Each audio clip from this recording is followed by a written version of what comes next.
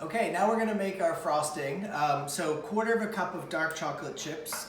Normally we would use vegan chocolate, but all we have is these chocolate buttons. So 1/4 cup of chocolate, 1/4 cup of almond milk into a cup. That's gonna go into the microwave on low, stirring occasionally for about 45 seconds until it's melted. Okay, so we have our melted chocolate and almond milk. Be careful not to overdo it because it'll get pasty. So I just kept pulling it out of the microwave and stirring it. You don't need the temperature to be very high to melt chocolate. So that's pretty smooth and melted. In my food processor, I put a cup of vegan butter.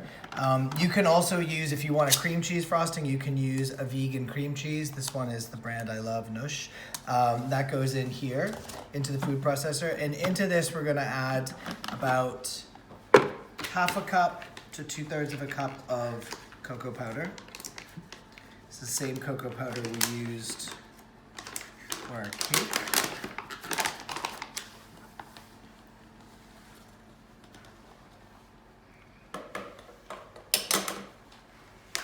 And about a cup of icing sugar.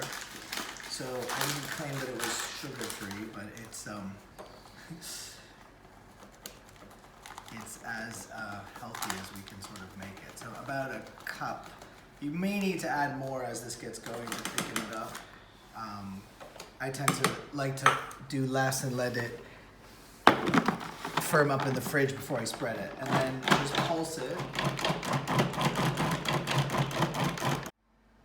So we have our creamed butter, confectionery sugar, cocoa in here. We're gonna add the melted chocolate almond milk mixture and a little bit of vanilla. I'm gonna pulse that. About a teaspoon, a little dash.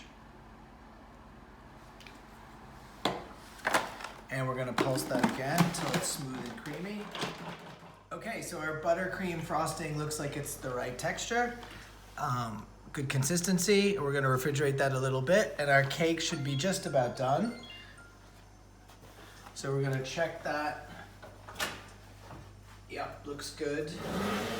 I'm gonna check it with a toothpick or a knife. We wanna make sure that comes out clean. Yep, just about. I'm gonna give it another 2 minutes.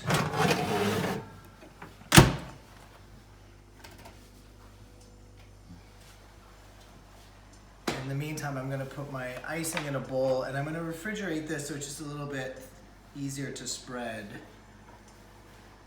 And of course, we're gonna cool our cake completely before we frost it, or our frosting's just gonna melt. And I like to garnish the cake with some chopped roasted almonds that I salt. So I'm roasting those in a pan on the stove. You could do them in the oven. I've done about a 1/2 cup of almonds and a couple pinches of nice sea salt. And I'm gonna roast those so they're nice and dark, let them cool, chop them up, and that's gonna be my garnish for the cake.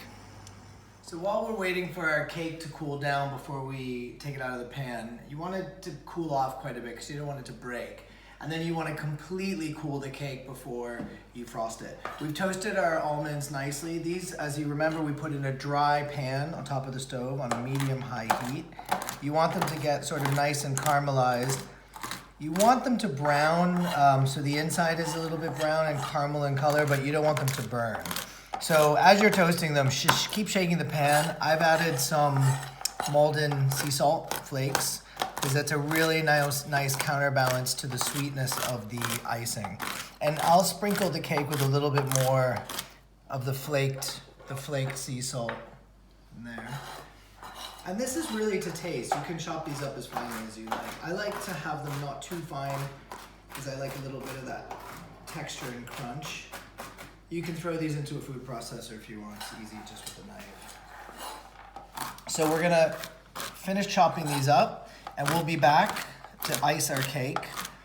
I'm gonna ice the top and the sides a little bit roughly, not too fancy. As we said before, you can make this into round 8-inch cake pans. frost the layers in between, tops and sides, as a more traditional birthday cake or celebration cake. I like the idea of this just being almost just like an icebox cake or a simple kitchen cake. Okay, so we'll be back in a few minutes. So we've let our cake cool in the pan about 20 minutes. It's still warm to the touch, but not hot. We're gonna run a sharp knife around the outside of it, just to loosen it up. Careful not to cut the cake, so sort of run it against the side of the pan. And I'm gonna unmold my cake right onto my serving plate. So I like this little black square tray. You sort of get that centered, and then very carefully holding it, you're gonna flip, and hopefully that's unmolded nicely. Now that's still steaming, so we've got to let this really cool 100% before we ice and garnish our cake. We'll be back. So our cake's cooled, and we're ready to frost it. I just like to frost mostly the top, a little bit of the sides, and then we're gonna spread our almonds on, or sprinkle them on, and a little bit of sea salt. If you have an icing spatula, that's easier than I'm using a rubber spatula, but that's just kind of get it as even as you can.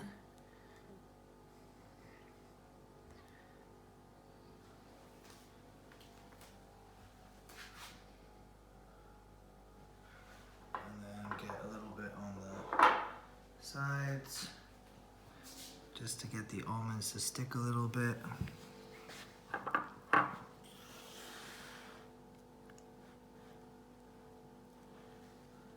Again, this is kind of an icebox cake, so I'm not doing this too perfectly. If you do two 8-inch rounds, you can make it a little bit more elegant, make a great birthday cake or an anniversary cake.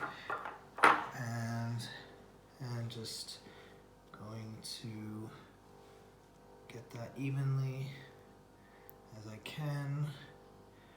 And I'm gonna keep this in the fridge. It's not necessary, but I feel it keeps it nice and moist and fresher a little bit longer.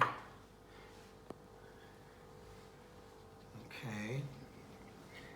Just kind of give that a little once over.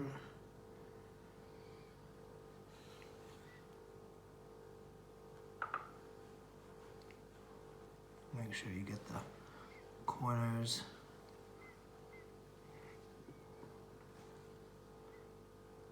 And another little spot. And that's probably pretty good.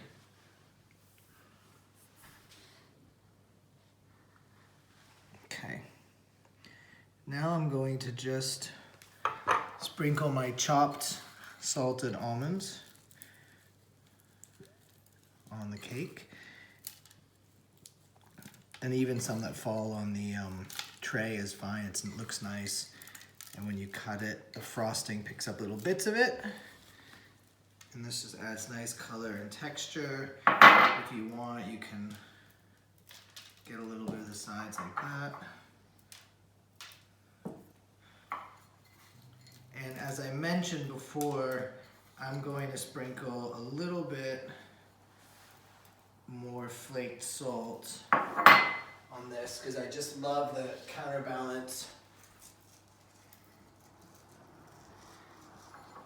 And that is our easy vegan chocolate cake with buttercream frosting and toasted chopped almonds. Enjoy. Thank you for watching. Stay safe, everybody. We'll see you next time in Kentish Town Kitchen. Good night.